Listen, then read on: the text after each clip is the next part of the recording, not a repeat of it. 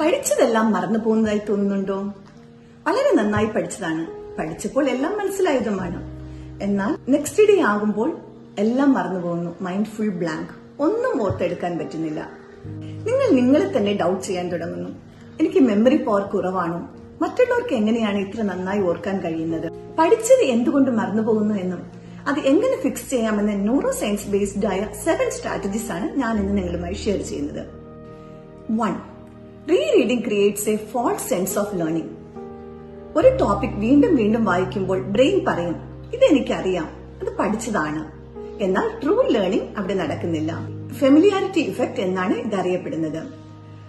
ഒരു ടോപ്പിക് വായിച്ച ശേഷം ബുക്ക് ക്ലോസ് ചെയ്യുക. എന്താണ് ഓർമ്മയുള്ളത് എന്ന് സ്വയം ചിന്തിച്ചു നോക്കുക. ഓർമ്മയില്ലെങ്കിൽ പേടിക്കേണ്ട. ട്രൂ ലേണിംഗിന്റെ സ്റ്റാർട്ടിംഗ് അതാണ്. 2. You don't use active recall. മറക്കുന്നതിന്റെ ഒരു പ്രധാന കാരണം ആക്റ്റീവ് റീകോൾ ചെയ്യാത്തതുമാണ്. ഇൻഫർമേഷൻ തിരിച്ചെടുക്കാൻ ശ്രമിക്കുമ്പോഴാണ് മെമ്മറി സ്ട്രോങ് ആകുന്നത്. ആക്റ്റീവ് റീകോൾ എന്നാണ് ഇതറിയപ്പെടുന്നത്. ന്യൂറോ സയൻസ് പറയുന്നത് ഓരോ തവണയും മെമ്മറിയിൽ നിന്നും വിവരങ്ങൾ ഓർത്തെടുക്കാൻ ശ്രമിക്കുമ്പോൾ ന്യൂറൽ പാത്വേസ് സ്ട്രോങ് ആകുന്നു എന്നാണ്. സൊല്യൂഷൻ: വീണ്ടും വീണ്ടും ഒരു ടോപ്പിക് വായിക്കുന്നത് അവോയ്ഡ് ചെയ്യുക.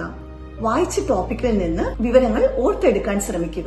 Stop rereading, start recalling. 3. Studying too much overloads the brain.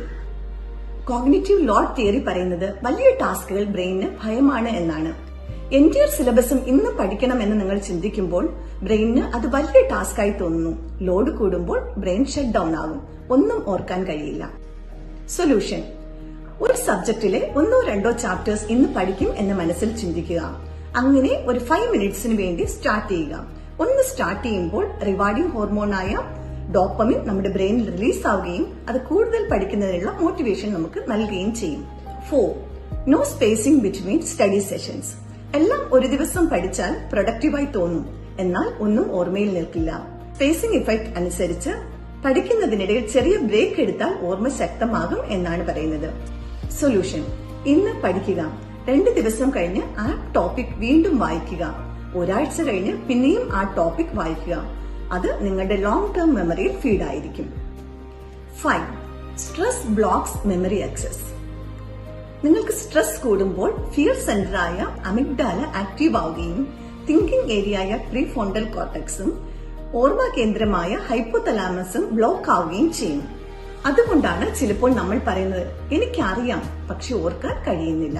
Solution: പഠിക്കുമ്പോഴും എക്സാമിന് മുൻപും slow breathing, positive self talk, short breaks എന്നിവ ഉറപ്പുവരുത്തുക. A calm brain remembers better than a scared brain. 6. No multi sensory learning. സൈലന്റായി വായിക്കുക മാത്രം ചെയ്യുമ്പോൾ കുറച്ച് ന്യൂറൽ കണക്ഷൻസ് മാത്രമേ ഉണ്ടാകുന്നുള്ളൂ. മൾട്ടി സെൻസ് ഉപയോഗിക്കുമ്പോൾ ബ്രെയിനിന് കൂടുതലായി ഓർക്കുന്നു.